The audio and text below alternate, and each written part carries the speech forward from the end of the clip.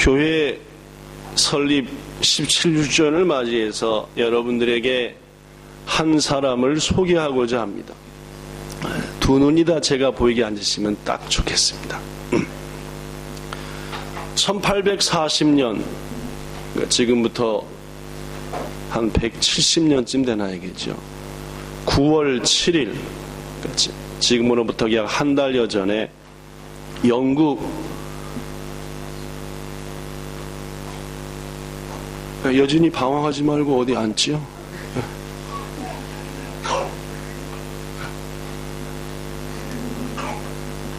영국 웨일즈 라느노주라고 하는 라야다라고 하는 곳에서 목사님 아들로 태어난 이 사람의 이름은 로버트 저메인 토머스라는 사람입니다.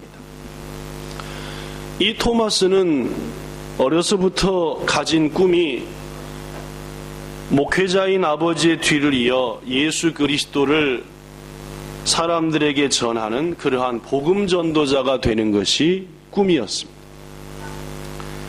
그러던 중 1863년 그의 나이 23살 때 토마스는 자신이 다니는 학교에 찾아온 선교사님의 말씀에 큰 깨우침을 얻고, 그래, 내가 어려서부터 가진 꿈이 복음을 전하는 것이었고 저 선교사님을 통해 내게 주시는 말씀은 하나님의 말씀이기에 저 머나먼 땅, 영국 사람입니다, 그죠? 영국에서 저 중국, 당시에는 청나라였습니다.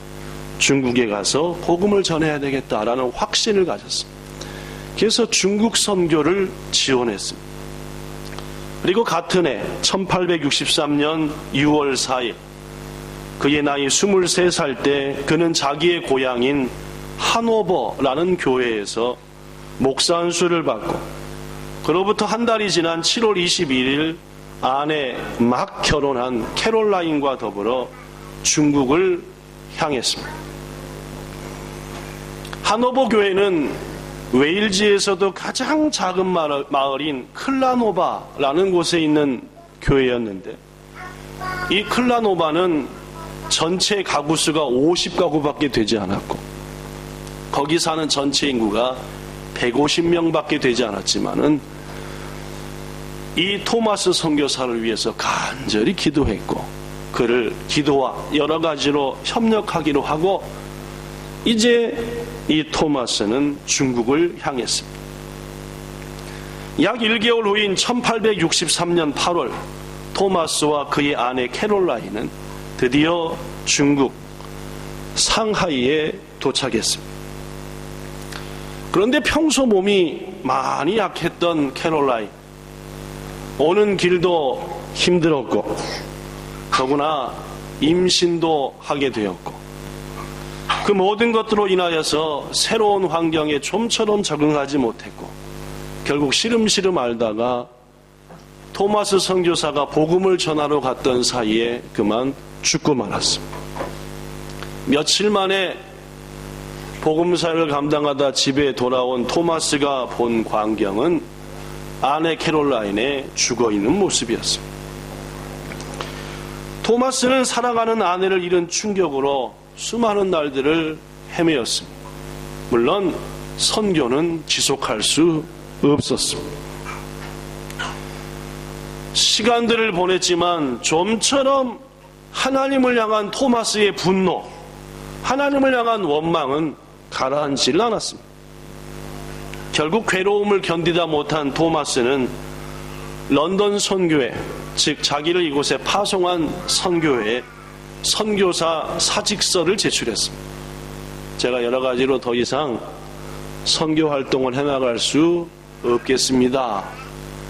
보내주셨지만 못 감당해 죄송합니다. 이런 글이었고, 더구나 아내 캐롤라인의 죽음에 대한 글이, 그는 선교사 사직서를 제출한 후에 중국의 해상세관의 통역관으로 취직했습니다.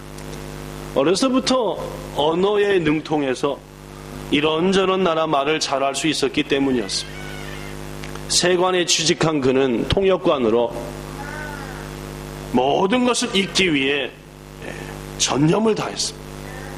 그러던 중 토마스에게 우연한 하나님의 역사 속에, 우연이란 말을 썼지만 실은 하나님의 섭리 속에겠죠, 조선 동지사를 만나게 됩니다. 조선 동지사라 함은 조선시대의 동지를 전후하여 그 해에 거둬들인 여러 가지 공물을 청나라에게 보내는 사신을 동지사라라고 합니다. 그 조선 동지사 일행을 만나게 되었는데, 그 조선 동지사들을 통해서 들은 얘기는 조선에 엄청난 핍박이 있고 수많은 기독교인들이 십자가에 혹은 목이 잘려 혹은 불에 태워 죽임을 당한다라는 핍박에 대한 소식이었습니다. 그로 인해 그날 밤 선교사 토마스의 마음속, 아니 이미 선교사가 아닌 세관원 토마스의 마음속에 새로운 복음에 대한 열정이 서서히 불타기 시작했습니다. 하나님은 그러한 토마스에게 스코틀랜드 출신인 윌리엄슨이라는 선교사를 보내셨습니다. 윌리엄슨은 토마스에게 두 사람을 소개했습니다. 그의 이름은 김좌평과 최선일. 믿음을 가진 이들이었고 조선에서 신앙생활 하다가 도저히 안 되겠기에 도망쳐 청나라까지 왔던 사람이었으며, 이 사람들이 윌리엄슨 선교사를 통해서 토마스 통역관, 이제 선교사를 만나게 된 것이었습니다. 토마스 선교사는 김좌평과 최선희를 통해서 동지사들을 통해서 들은 얘기보다 훨씬 더 비참한 조선의 현실을 들었습니다. 무엇보다도 조선 사람들에게 하나님의 말씀인 성경이 없다는 것을 알았습니다.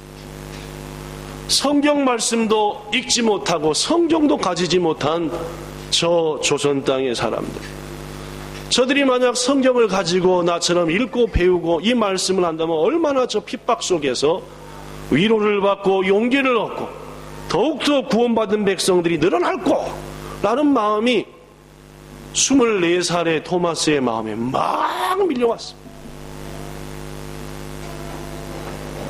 마침내 1865년 9월 4일 다음 해입니다. 그의 나이 25살. 토마스 선교사는 많은 양의 성경을 배에 싣고 제1차 조선 선교의 길에 오릅니다. 중국 선교 왔지만 아내의 죽음으로 포기했다가 하나님의 역사 속에 조선을 향하게 됩니다. 이렇게 조선에 온 토마스는 하나님께서 조선에 보내신 개신교의 첫 번째 선교사였습니다. 그들은 출발 열흘 만에 황해도 창린도 자자리라는 곳에 있는 군포라고 하는 군포, 배가 있는 정박할 수 있는 곳에 도착했습니다. 이에 토마스 선교사는 바로 가까운 곳에 있는 백령도, 그리고 백령도 부근에 있는 섬을 배를 타고 2개월 반을 돌면서 섬 주민들에게 성경책을 나눠주고 예수님만이 구세주시다, 우리의 참된 아버지시다 라고 가르치며 수많은 성경을 전했습니다. 그렇게 2달 반에 걸쳐서 백령도 부근의 전도를 마친 토마스 선교사 일행은 그 다음으로는 조선의 중심인 한양을 향해 배를 띄웠습니다. 그러나 이게 웬일입니까? 갑작스러운 폭풍으로 인해서 도저히 한양을 향해 갈 수 없었고 결국 뜻을 이루지 못하고 할 수 없이 중국으로 돌아오게 됩니다. 한편 당시 조선은 어떤 상황이었느냐? 대원군의 쇄국 정책이 아주 극에 달해서 수많은 그리스도인들이 죽임을 당했고 외국 선교사들이 조선에 입국해 복음을 전하는 것은 전혀 불가능한 상황이었습니다. 그럼에도 불구하고 중국으로 돌아온 토마스는 다시금 2차 조선 선교를 위해서 간절히 기도했고 동역자들을 모았고 그리고 성경을 수없이 준비했습니다. 그리고 마침내 1866년 8월 9일 그가 풍랑을 만나서 한양으로 가지 못하고 중국으로 돌아온 지 10개월쯤이 된 1866년 8월 9일 그의 나이 26살, 우리 한국 나이로 하면 27살. 미국 상선 제너럴 셔먼호의 통역관으로 취직해서 통역관 자격으로 성경을 들고 조선의 2차 선교길에 오르게 됩니다. 미국의 상선, 그러나 무장선이었던 제너럴 셔먼호는 조선군의 저지에도 불구하고 8월 21일 대동강 하류에 있는 포리라는 곳에 도착을 하게 됩니다. 토마스 선교사는 그곳에서도 500여 권의 성경을 포리 지역에 있는 조선민들, 평양에 가까운 곳입니다. 대동강 하구에 있는 조선민들에게 나눠주면서 역시 예수 그리스도를 힘차게 전했습니다. 물론 그의 입에서 나온 말은 한국어였습니다. 조선말이었습니다. 그 후 제너럴 셔먼호가 포리를 떠나 석호정 그리고 망경대에 이르자 더 많은 조선군들이 몰려왔고 조선군과 제너럴 셔먼호 사이에는 팽팽한 긴장감이 가득했습니다. 그러던 중 제너럴 셔먼호의 미국 선장이 조선인 이익현이라고 하는 조선에서 보낸 협상하는 사람, 협상하는 것처럼 속여 배로 유인한 다음 그를 그만 억류하고 말았어요. 토마스 선교사는 이러한 선장의 어리석은 행동에 강력히 항의했어요. 어찌 이런 일을 합니까? 그러나 선장은 토마스 선교사의 말에 귀 기울이지 않았고 결국 이 일로 인해서 조선군의 총공격이 시작되었습니다. 처음에는 제너럴 셔먼호가 말이 상선이었지 물건을 팔고 산다는 상선이었지 아주 중장비로 무장한 군함과 비슷했기 때문에 막강한 화력으로 조선군을 압도했습니다. 그러나 그것도 잠시 대동강에 물이 빠지면서 그만 제너럴 셔먼호는 대동강 모래에 좌초되고 맙니다. 즉 움직일 수 없게 돼버렸다 그 말이에요. 배가 물 위에 떠 있지 않고 모래 위에 서 있게 되었다는 말. 이 일을 계기로 일방적인 조선군의 공세가 시작되었습니다. 조선군의 수많은 불화살이 제너럴 셔먼호를 향했고 배는 마침내 불바다가 되었습니다. 많은 선원들이 불에 타 죽었고 또 화살에 맞아 죽었습니다.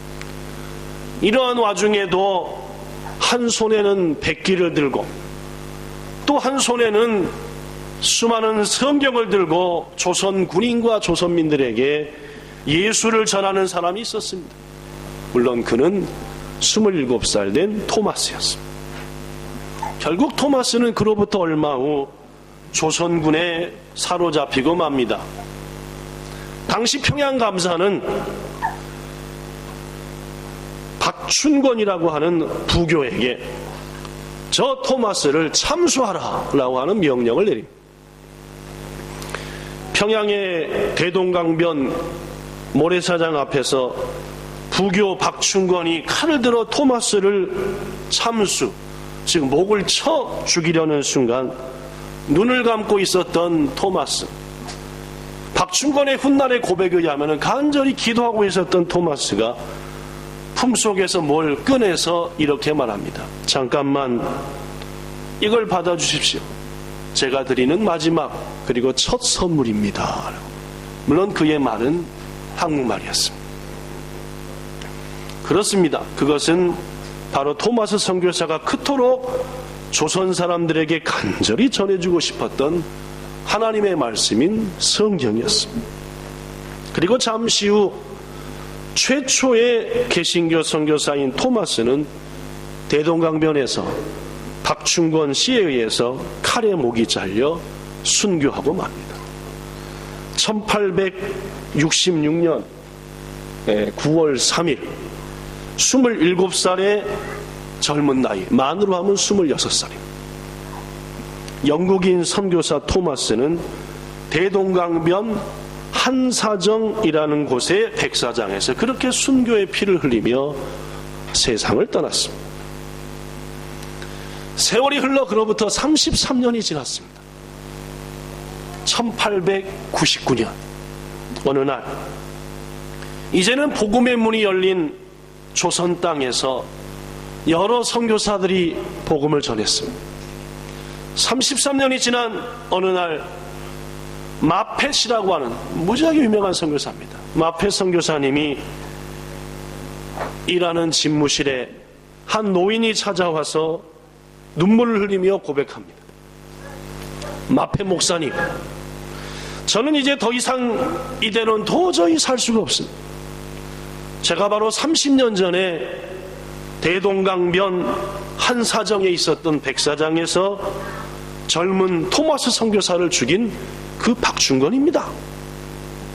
그때 토마스 선교사님이 제게 주었던 이 성경책, 그날 이후로 몇 년인가 모르게 읽고 또 읽고 또 읽고 되었으며 제 마음이 너무너무 아팠고 이제 선교사님을 찾아왔습니다 라고 말해요. 그 어떻게 되었을까요? 그는 평양에서 가장 큰 교회의 장로님이 되었습니다. 그렇습니다. 토마스 선교사는 27살의 나이로 영국에서 떠나와 그 머나먼 조선 땅, 들어보도 못한 땅에서 목숨을 잃고 순교했지만 그가 전한 성경은 조선의 귀한 영혼들을 영원한 생명과 구원으로 인도했다는 것입니다. 토마스 선교사가 순교할 때 그것을 지켜봤던 평양감청의 박영식이라고 하는 사람은 몇 권의 성경책을 주워다가 이걸 어디다 써먹을까? 어디다 써먹었죠? 자기 집 벽지로 써먹었습니다. 뭐 종인데 질이 좋은 거에 괜찮아요. 그래서 이거 벽지나 써먹자 해가지고 자기 집 벽지를 새로 할 때 성경책을 하나하나 찍어가지고 쭉 붙여. 어떻게 되었을까요? 물론입니다. 그 역시 하나님의 은혜 가운데 변화가 되어 자기 집을 예배당으로 드린 줄로 믿습니다. 그 집이 예배당이 되었습니다. 그렇게 세워진 교회가 평양에 있는 당시 기독교 역사 속에 너무너무 유명한 널달이라고 하는 교회입니다. 당시 토마스 선교사로부터 성경을 받은 최치량은 아까 말한 평양의 가장 중심되는 평양교회를 세우는 핵심적인 인물이 되었고, 홍신길은 후에 대동문이라는 곳에 하나님의 교회를 세웠으며 그의 동생은 그로 인하여 예수님을 믿고 장로가 되었고, 성경을 받은 김영섭 역시 장로가 되었으며, 황명대는 첨언어가 불탈 때 예수 믿으세요, 예수 믿어야 합니다라는 토마스 선교사의 간절한 외침을 듣고 평양교회 초대 신자가 되었답니다. 그렇습니다, 여러분.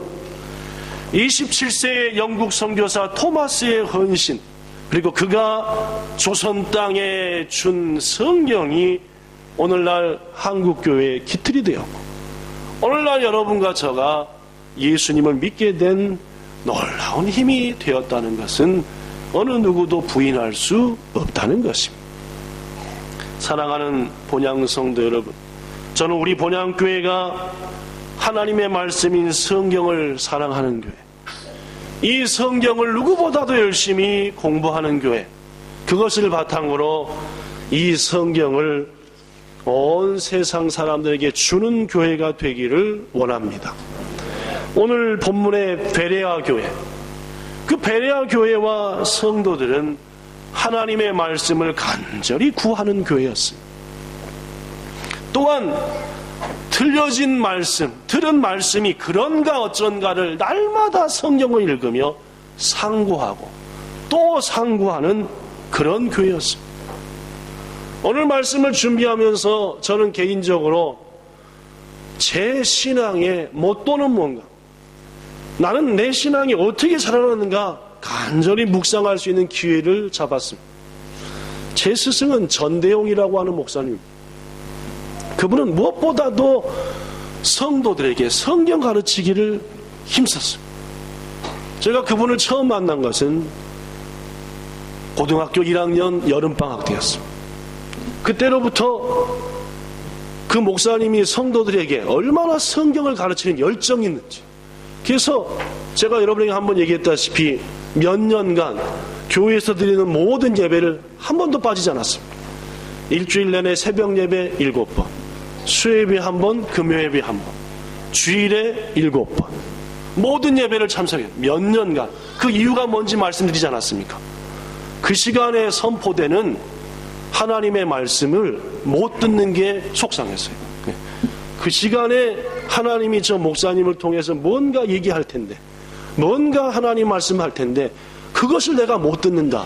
왜 다른 권사님은 듣고 집사님은 그걸 듣는데 내가 못 듣느냐? 난 들어야 된다.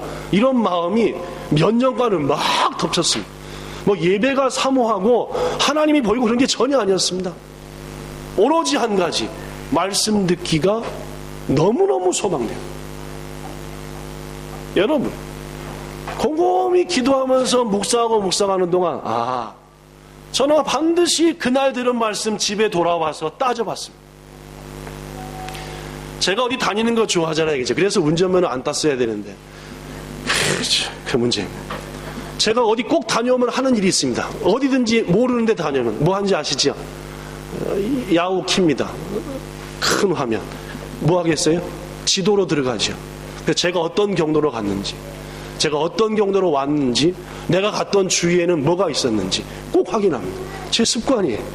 얼마나 재밌는지 몰라요. 이런 길로 갔구나. 이렇게 도나리에 이게 있었구나. 습관입니다. 성경 말씀을 드리면은 정말로 그런가 따져봅니다. 이 베레아 우리 목사님 몇 번 전했었습니다. 집에 가서 따져봤습니다. 우리말로는 번역되어서 너그러워서인데 여러분 잘 아시다시피 개혁성경은 신사적이어서라. 뭐가 신사적이지? 너무너무 궁금해서 또 물어보고 따져보고 했어. 왜 베레아 교인들 신사라고 얘기했을까?